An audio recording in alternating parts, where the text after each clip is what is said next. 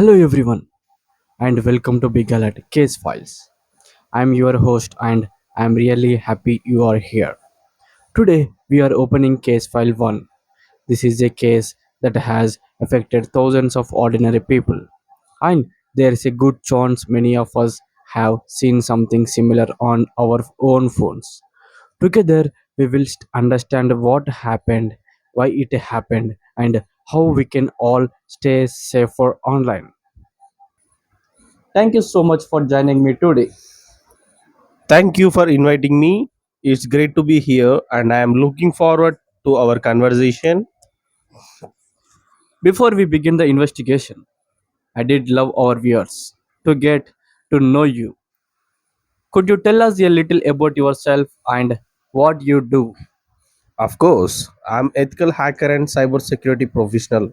My job is to study how cyber criminals targets people and organizations and then help build better defenses. A big part of my work is understanding scams so we can teach people how to recognize and avoid them. That's really interesting. I think many people hear the word hacker and immediately imagine someone breaking into computers. Is that how it really works? Yeah, not really. Movies have created that image. In reality, ethical hackers work to improve security. We look for weaknesses so they can be fixed before criminals exploit them. I'm glad you explained that. I think that's a common misunderstanding and it's a great place to begin. Today's case is about fake bank SMSs.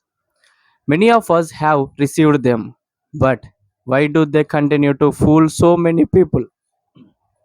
That's exactly what we are going to explore today. So, let's open case file 1. I have received your messages claiming to be from my bank before some looked surprisingly real. And honestly, if I had been busy or distracted, I might believed one of them.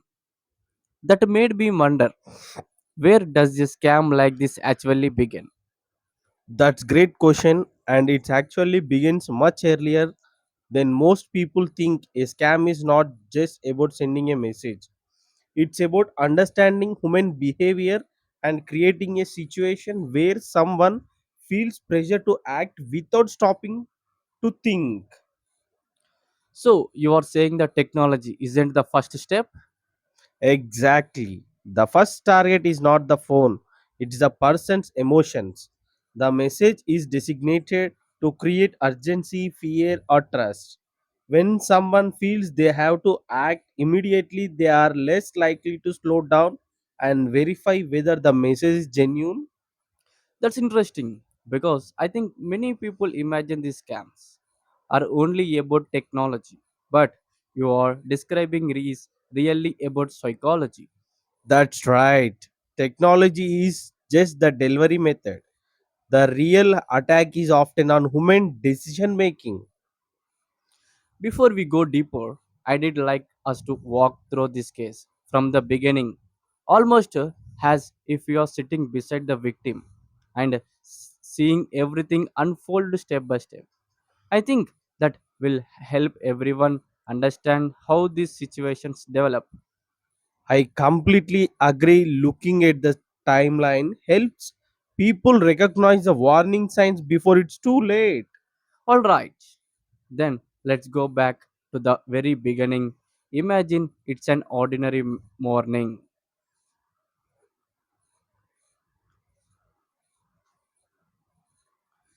Let's imagine an ordinary weekend morning. Someone is getting ready for work, checking messages before leaving the house. Nothing seems unusual. Then their phone vibrates. What might they see? They might see a message that appears to come from their bank. It could mention something urgent, like an account issue or a request to verify information. The message is designated to look familiar and encourage a quick response. So, if the victim's point of view, it doesn't immediately feel like a scam. That's right. Many people are busy, and if the message looks believable, they may not stop to question it right away.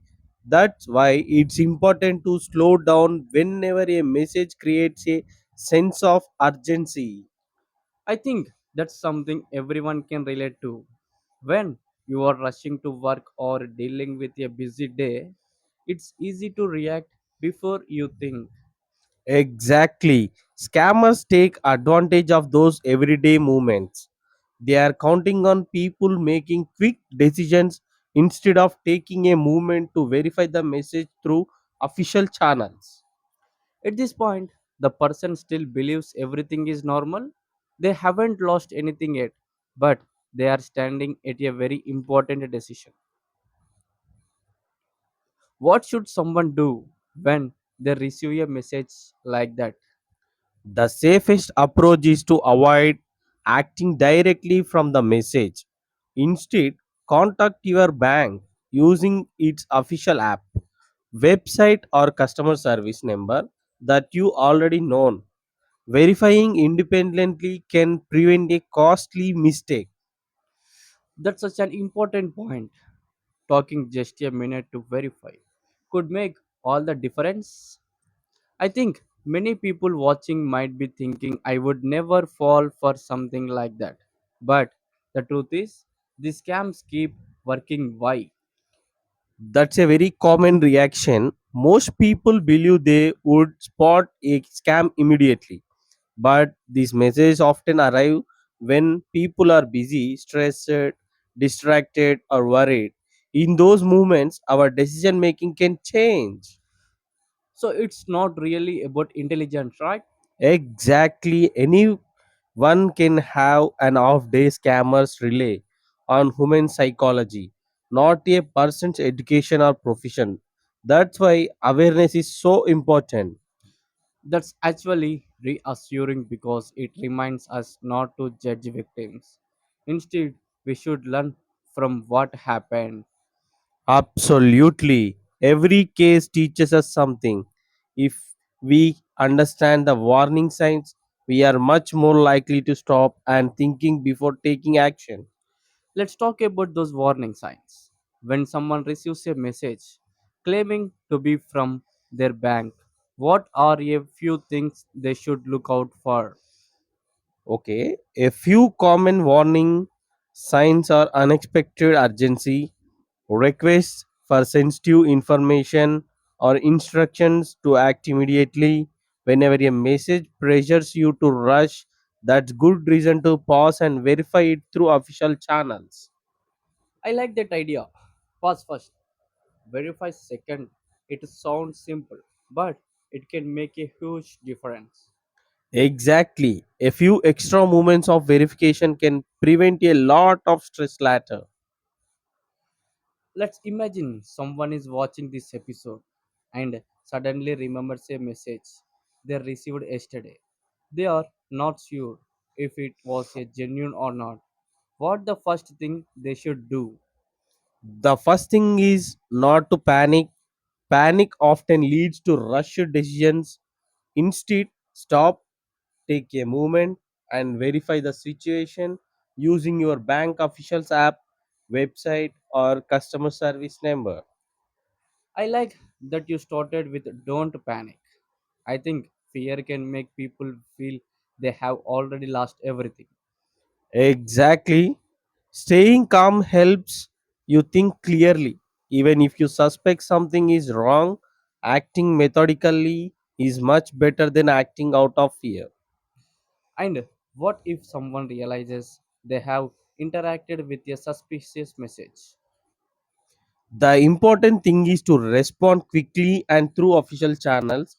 Contact your bank, explain what happened, follow their guidance, and if necessary, report the incident to the appropriate authorities in your country. The sooner you act, the better the chances of limiting any harm. That's really important message. It's not about feeling embarrassed.